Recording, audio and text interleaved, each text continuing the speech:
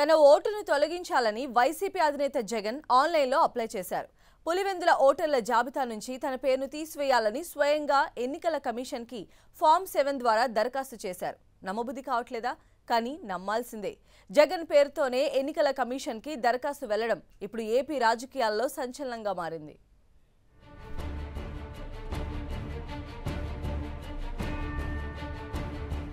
ఏపీలో ఓట్ల తొలగింపు వ్యవహారం రోజురోజుకు ముదురుతోంది. దీనిపై టీడీపీ, వైసీపీ నేతల మధ్య ఓ రేంజ్లో మాటల యుద్ధం నడుస్తోంది. ఇలాంటి తరుణంలో ఎన్నికల సంఘం సంచలన విషయం బయటపెట్టింది. వైసీపీ అధినేత జగన్ ఓటు తొలగించాలంటూ ఫారం 7 ద్వారా తమకు దరఖాస్తు అందిందని ప్రకటించింది.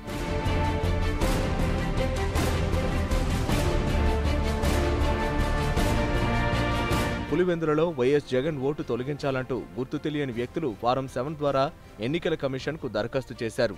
అప్లికేషన్లను పరిశీలించిన ఎన్నికల అధికారులు అనంతరం ఈ విషయాన్ని జగన్ బంధువుల ద్వారా ఆయనకు చేరవేశారు. కడప ఎన్నికల అధికారులు కూడా దీన్ని కన్ఫర్మ్ చేశారు.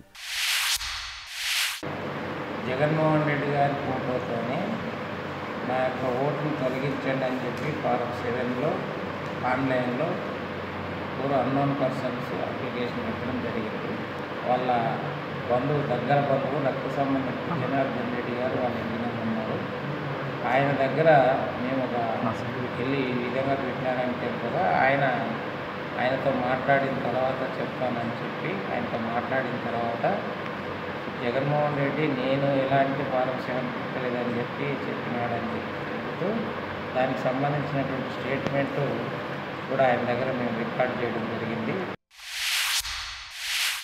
దీనిపై వైసీపీ శ్రేణులు భగ్గుమంటున్నాయి. ఏకంగా ప్రతిపక్ష నేత ఓటునే తొలగించేందుకు కుట్రలు చేస్తున్నారని ఆ పార్టీ నేతలు మండిపడుతున్నారు. మరోవైపు జగన్ బంధువుల ఫిర్యాదు మేరకు దీనిపై పులివెందుల పోలీస్ స్టేషన్లో కేసు నమోదైంది. ఐటీ చట్టం ప్రకారం కేసు పెట్టిన పోలీసులు దర్యాప్తు చేపట్టారు.